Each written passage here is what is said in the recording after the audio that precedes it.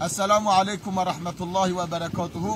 گل گهدارا به ویدیو اکی دیسم همبری و نه هم گل فقیه خاطر گشته هم خاطر خوراکگره از چند کلمه و را بجم خود وجه مجی بده استفاده کریم. ده بیجه روزه که افتراک هاویتنا مبره که گوتن فلان کسی دزی کریه او مرف برن هاویت زندانی دما هاویت زندانی پادشاه وی مملکتی و شبه خونک دید خونه دا تاج وی تخت وی مال وی سسری داتینن خب اشیار بو گو دا خونه تشتنا کرد جاره کد رازا دیسا عین خون دید یعنی تاج وی تخت وی سسری دهانی جاره کد دیسا رابو او گو اوا خونه دیسا رازا جاره سسیا دید تاج وی تخت وی سسری داده خونه دادید او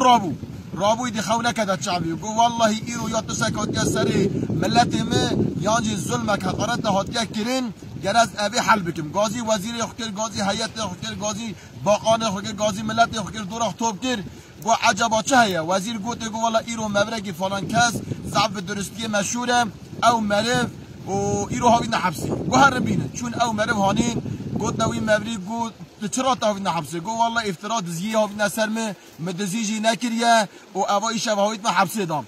گو والا ایشب اب خونه که هامدی ای والا گو ایشب اجی حتی سبم عبادت کرد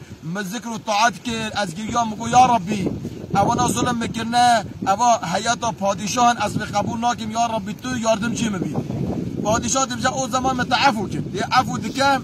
دبجه کی پادشاه جه ای فلان کس دبجه دما جاره که ظلم تهاتا کرن حقارت تهاتا کرن و تو دیرک مرا بیشه دبجه ای پادشاه از چرا ترا بیشم اوی سلطنت تا سه جرا سری تدهانی خدای تعالی و جل جلاله از خدا را بیشم از مراجعات خدا بکم خدای دیسا جل جلاله یه بین خوناته یه اوی ظلم راکه گلی گوه دارم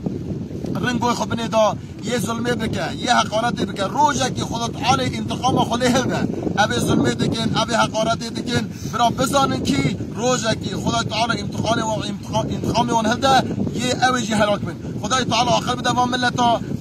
خدای تعالی آخر بدوان مزنا کی برا ظلمه نکن چون که عاقبت ظلم آخرت دا daha مزنه daha شدیده بروی ام دعا دکن ام مسلمان بن زور دستی دانه بن ظلمه دا خدای وان خلاص بکه مجی خلاص بکه از و حمی امانت خودت کم. السلام علیکم و رحمت الله و برکاته.